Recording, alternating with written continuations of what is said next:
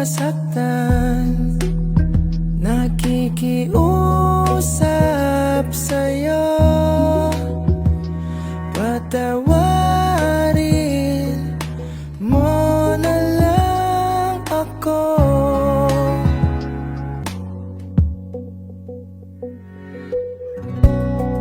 Ikaw na rin ang nagsabi, tapos na ang lahat.